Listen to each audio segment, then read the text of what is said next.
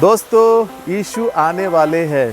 दोस्तों यीशु फिर से आने वाले हैं।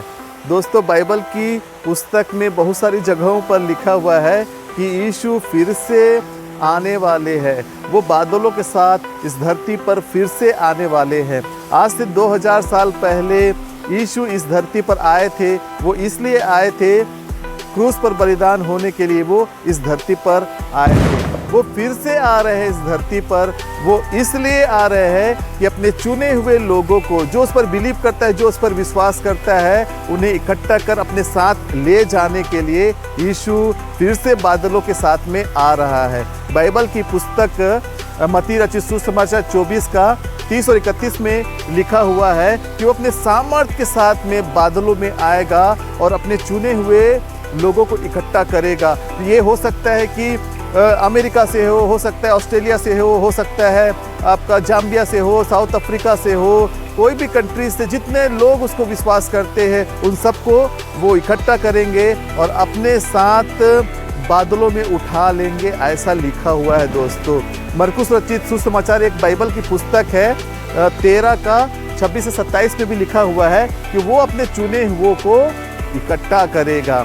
एक और पुस्तक है प्रकाशित वाक्य, ये बाइबल का अंतिम पुस्तक है। उसका 1 का 7 में लिखा हुआ है कि हर एक आँख उसे बादलों पर आते हुए देखेगी। इस संसार में जो लोग भी है, चाहे वो मर गए हैं चाहे जीवित है, जितनी आँखें हैं सभी आँखें प्रभु यीशु को बादलों पर आते हुए देखेगी, ऐसा दोस्तों बाइबल में लिखा हुआ है। हर एक आँख, हर एक जात का लोग, हर एक संप्रदाय का लोग, हर एक कंट्री का लोग, हर एक कॉन्टिनेंट का लोग प्रभु यीशु को बादलों पर आते हुए देखेंगे। सोचो कैसा बादलों पर यीशु आएगा और हर जगह से लोग उसे देखेंगे। एक प्रेरितों का पुस्तक है बाइबल में 1:11 में लिखा हुआ है, वो उस समय के विषय में लिखा हुआ है। आज से 2000 साल पहले यीशु इस धरती पर आए थे और स्वर्ग को गए थे।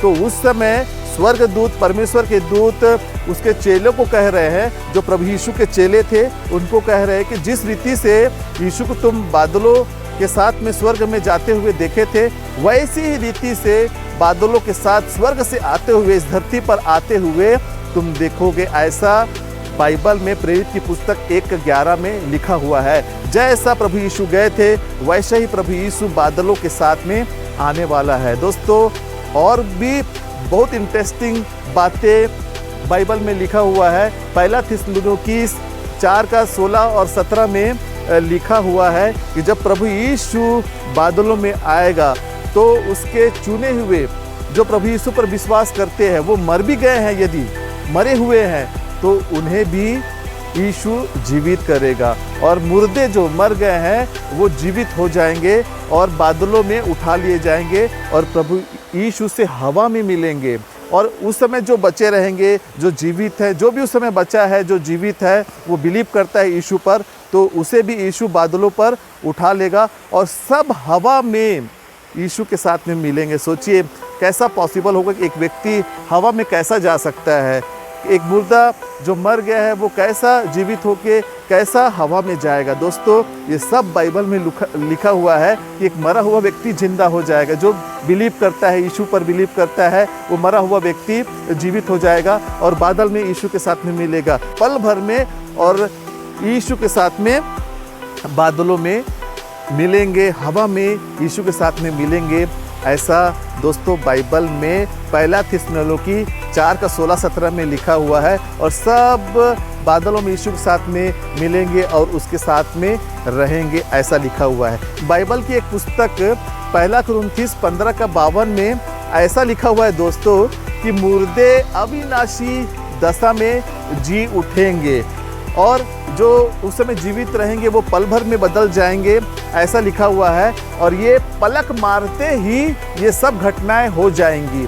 पलक मारने में दोस्तों कितना समय लगता है? कुछ सेकंड का समय लगता है। मतलब सेकंड भर में एक मुर्दा व्यक्ति जी उठेगा और बादल में यीशु के साथ में मिल जाएगा। और जो जीवित है वो अगर बिलीव करता है, यीशु पर बिलीव करता है, तो पल भर में वो चेंज होगा और प्रभु यीशु के साथ में बादल में पल भर में उसके साथ में मिलेगा। ऐसा 1 कुरिन्थियों 15:52 में लिखा हुआ है, पल भर में सब यीशु के साथ में बादलों में मिलेंगे, ऐसा दोस्तों लिखा हुआ है।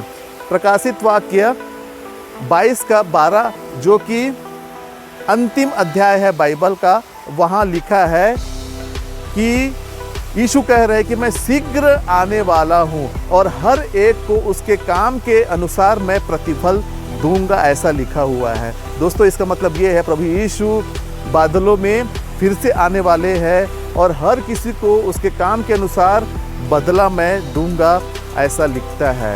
प्रभु यीशु कह रहे हैं कि मैं शीघ्र आने वाला हूँ। दोस्तों हम 2020 से निकलकर 2021 में पहुँच चुके हैं, मतलब प्रभु यीशु का आने का समय और निकट हो गया है। वो समय जो गैप था समय का, वो गैप और कम हो गया है। प्रभु यीशु आने वाले हैं बादलों पर।